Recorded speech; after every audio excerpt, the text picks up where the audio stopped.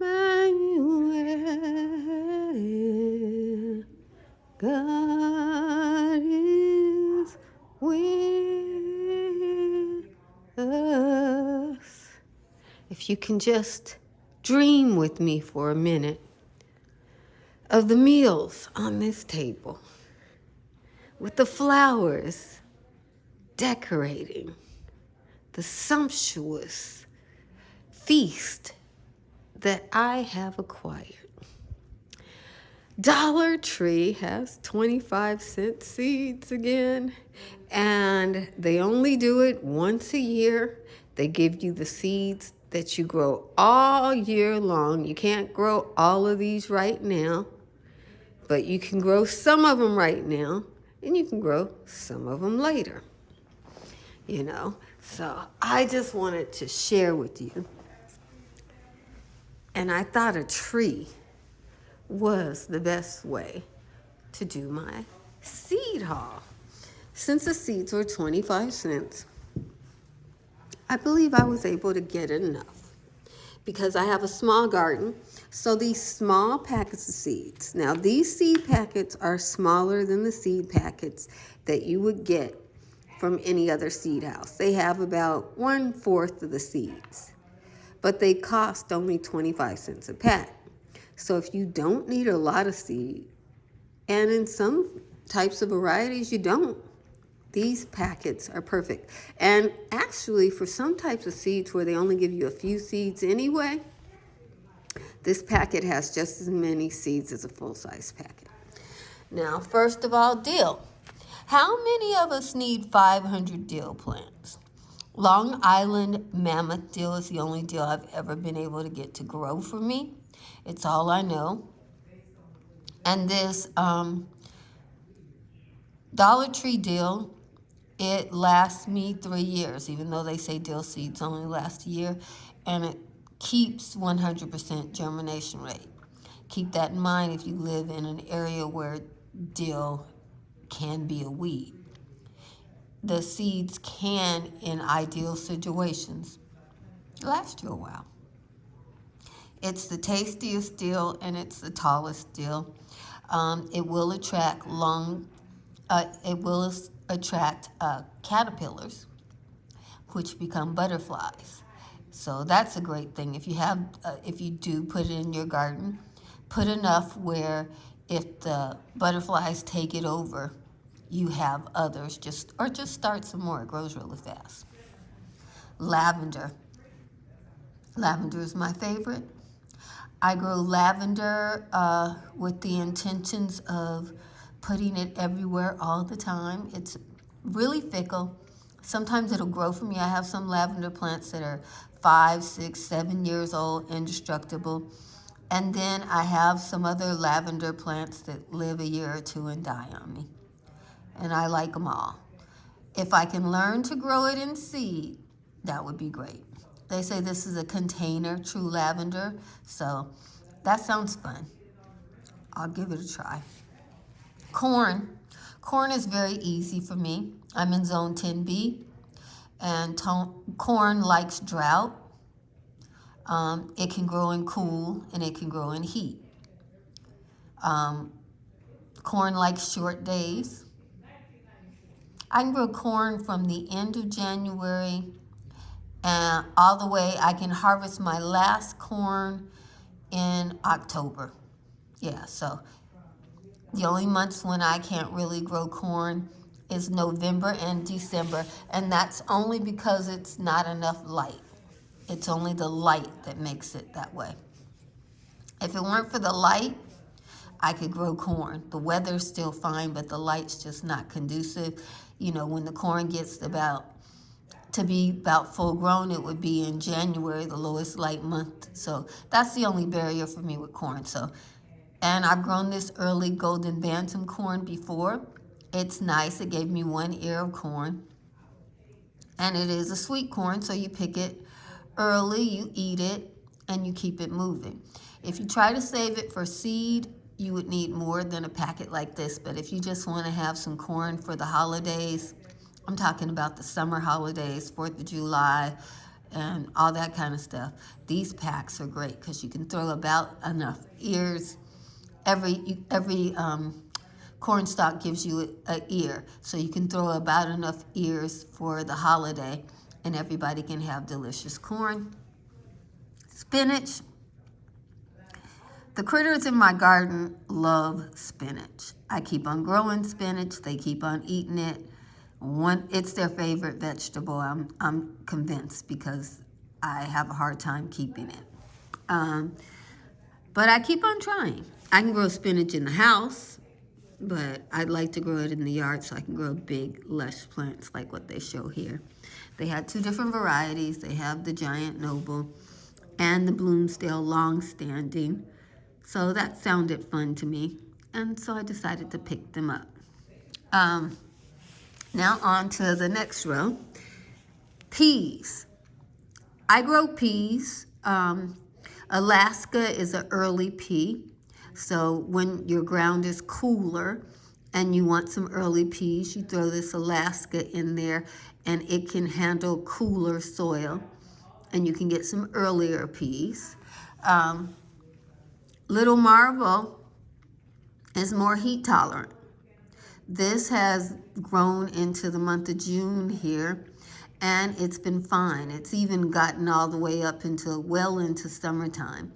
So if you're dealing with a situation where you can't plant your peas until late and you want a pea, it gives you a lot of branches, doesn't get that tall, and I didn't get that many peas from it because I didn't know I needed to fertilize it, because people say you don't need to fertilize peas. But I have been told that if you want to get a good harvest from peas, you do need to fertilize them. But whether you fertilize it or not, you're going to get something from Little Marvel. It's tenacious. Alaska, I don't know, because it needs the cooler weather. And today we had a new pea. This is Sugar Snap pea. I've never seen Sugar Snap pea for 25 cents before. And I don't know how tall these get. Let me see. What type of height do we have on this pea? Oh, it's 2.5 foot, so it's not that long. It's not a humongous pea, but it's nice. Here we have a radish blend. And this radish blend, you don't get many, but it's great for containers. You can harvest the radishes. They're delicious. They're a lot of fun. And you can get to try out a whole bunch of different radishes. So I highly recommend the gourmet blend. Okay? And here we go. Oh, they tell you what's in here. Let me tell you, just in case you're not a person who's detailed orientated like that. It has the big black Spanish rounds. Those are huge radishes. They're about the size of my fist. It has the little cherry bell radishes. China rose is a long radish that's pretty big too. And then it has a lot of those little small radish. I'm not sure about the Minho West. That might be a longer radish too. And then they have the white icicle, which is a long white radish. So all the radishes in here are not going to look like this. They have these little tiny breakfast radish, but then they have your winter storage radish, and they have like Asian radish in there too. So it's a really good combination. If you just want the breakfast radish, you can get the French breakfast, or you can get the early scarlet globe. Those two are both delicious.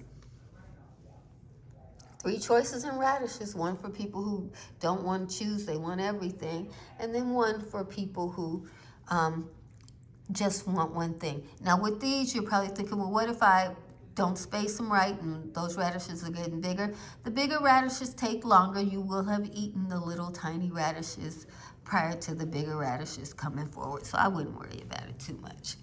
Yeah. Now, pumpkin. This is something that I can start early. Pumpkins here, they can start, I can start pumpkins in February. I could actually have early started pumpkins in January to put outside in February. It would be just fine. And then The only thing is my pumpkins will be available in June and July versus having pumpkins available in August. You know, you want your pumpkins available in September. You want your pumpkins to get ripe in September. So I could put this pumpkin out in February if I were just eating it. But because I want it to be available for the fall and I want it to be fresh in the fall, I'll probably try to figure to have my pumpkins ready in late August, September time frame. And then I can get them cured and ready for, you know, the holiday season. But you can pay 25 cents, and this is more than enough pumpkins for most of us. You can get 2 or 3 pumpkins off of these vines. Most of us can. Oh, wow. They say this fruit weighs 20 to 25 pounds. I've never grown a pumpkin that big. Maybe I should just start it early and grow the ones later that are a little bit smaller, because I usually grow 10-pound pumpkins. Oh, my. Then we have our summer squash. I definitely start that in winter. And then I eat it in spring. And if I want more, I can do a second start in the springtime for the summer. Winter squash, this is one we like to have all the time. This plant kind of grows like a summer squash. You just put it out there. You just keep harvesting your squash and eating it and enjoy your life. That's the way I do that one. Zucchini. This is the joke of the garden. You get these plants, you put them in. You get these huge zucchinis like baseball bats and enjoy. This is early summer squash. This is crookneck. Over here is straight neck. I'm going to try straight neck this year. I've usually grown crookneck, but I'm going to try the straight neck this year. With carrots, they offer 3 different varieties. Danvers half long, which I've never tried. Scarlet Nanas, which I've never tried. And red Core Chantenay, which are a tried and true variety that I like. I like these because they're short and fat. They get really fat. They stay short. So you don't have to be preparing the soil, you know, like forever and everything. And you get these wicked looking carrots because in my garden, they hit a rock, they hit a bowl. Sorry about that, I burped. I just ate and drank soda. Yeah, so that's why I like these. These right here look like they half longs. They may be like the Chantenays. I hope to find out this year. I plant carrots every week because I never know when the water's going to be right for them to germinate. So every week I throw out some carrot seeds. That's what I do. Black Beauty eggplant. This is your grocery store eggplant if you want to grow it at home. Those of us who like eggplant, we love Black Beauty eggplant. I love all eggplant, actually. I think the Asian ones are my favorites because I tend to cook more Asian-inspired dishes like tofu and eggplant and stuff like that. Then we have our famous California Wonder. They say this is a cool season bell pepper, which we all eat green before it's ripe. And then they say these are warm season. These are the Grand Bell mix. Look at all those beautiful colors. I'm really excited about that. They have the Roma BF.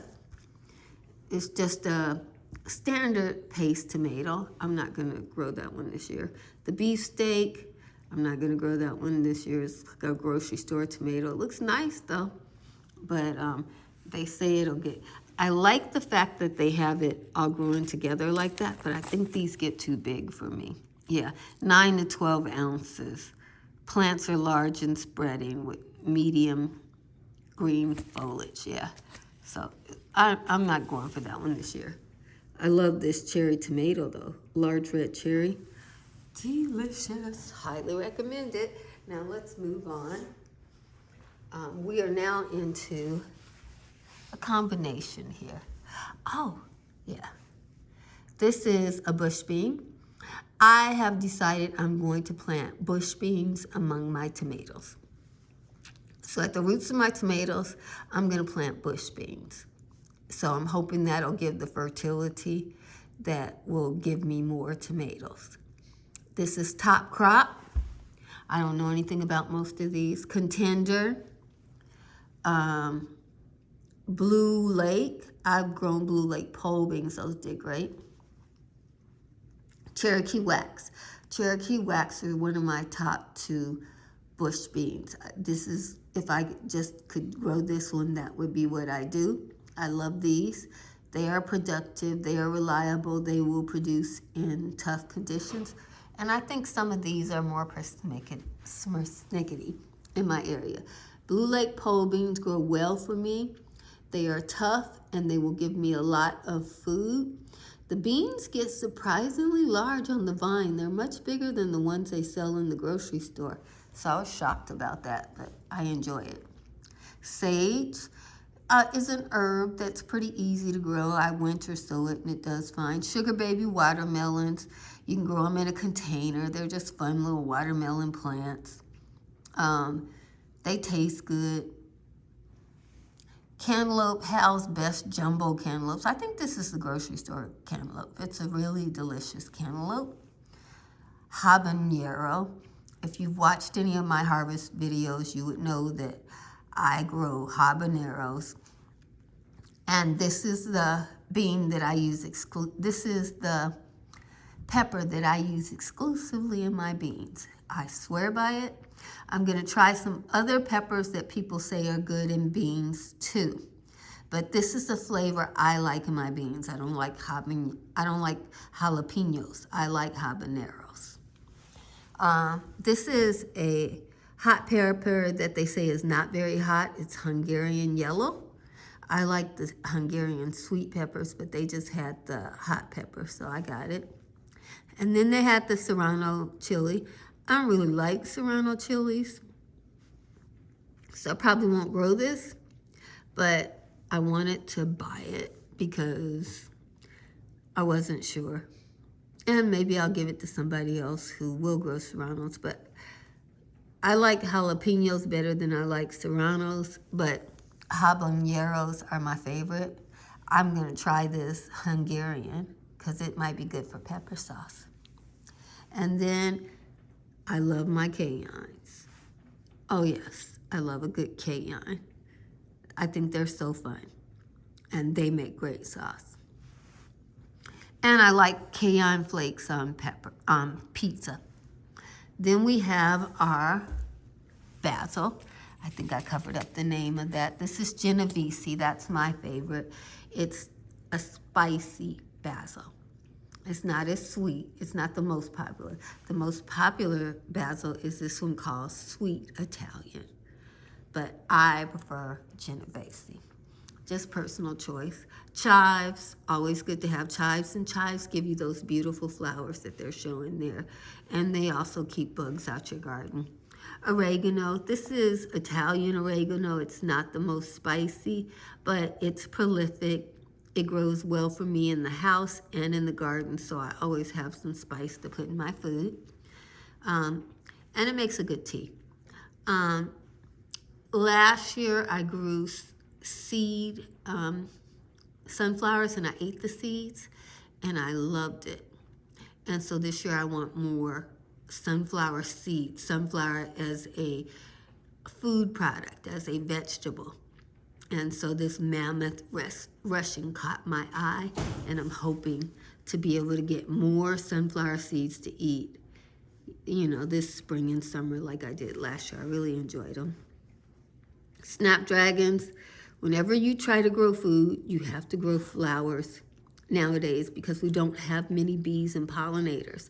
So you have to attract them to your garden over everything else. You got to get them to know your spot. And I picked out these zinnias. I love the colors in this zinnia mix. I'm always very happy with the semi-dwarf pumila mixed colors. I love those zinnias. The flowers are a little smaller, but they look so cute in the garden. If you want some big flowers, these California mixed colors are big and bold, but they are very, very bright colors. I have gotten that yellow board.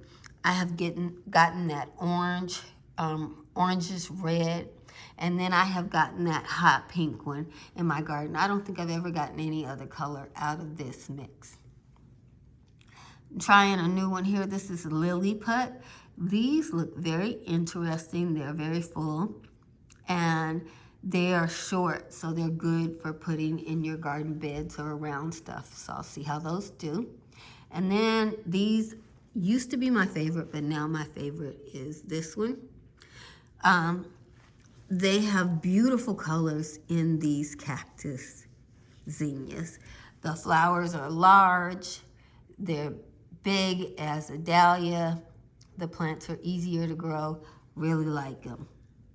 And it looks like I have another pack of my favorite here, Primillas. They're 25 cents. Okay, marigolds. I really like the marigolds. My favorite marigolds have come from the Dollar Tree. So these marigolds are called French dwarf double mixed colors. And at Home Depot, they won't sell you a 6-pack or a 12-pack of these anymore. So you have to grow them yourself, or they will only sell you one plant, little small marigold plant, and it costs like $5. So that means I'm serious about these seeds because I like to have 25 or 30 of these. And these little short ones are my favorite. I love them. Gypsola. This is, the flower that makes all your arrangements of roses and stuff look so cute. So 25 cents, what's not to love?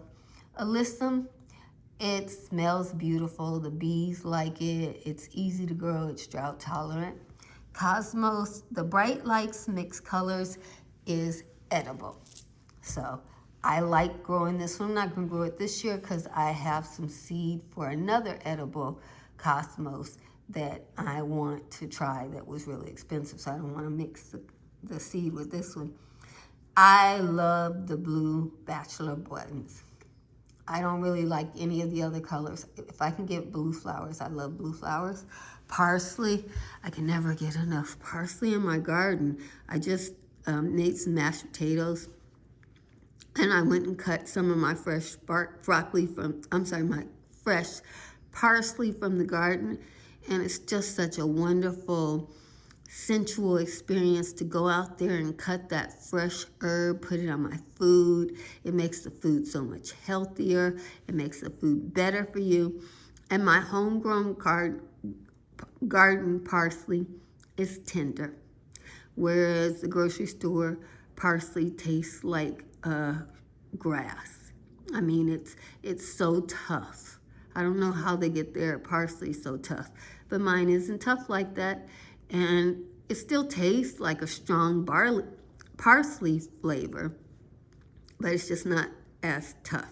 This looks like curly parsley right here. I normally buy Italian flat leaf, but I will try that one as well. Then I got some thyme. My thyme plants are lovely, but they aren't as long-lived as rosemary. So I find that I need to replenish them after a while. And so a pack of seeds for 25 cents. You can get all the thyme plants you need out of here. If you plant a few a year and just keep going like that, you'll be fine. Last but not least, I got these Heliocristum. I haven't been successful at growing Heliocristum, but Northland Flowers said the ones from the Dollar Tree are the best ones, so I'm going to go with those. Petunias, I have petunias in my garden that I grew from seed, and there's a Laura Bush variety. This is just a mixed color petunias for your garden, but I know how to grow petunias from seed successfully now. Really excited about that, so I will definitely be growing those. And that is what a year's worth of seed from the Dollar Tree looks like. I just want to tell you, they only sell the seeds at this time of the year. No matter when you grow them, no matter when you harvest them, like the pumpkin are sold this time of year, you know, right next to the peas. You can plant the peas now, but most people won't be planting the pumpkin for a few months now. The lettuce you can plant now, the spinach you can plant now. But some of these other things, like the sunflowers, you're going to have to wait for. But if you want the seed at 25 cents, you will need to do like me and get your tree. God bless you.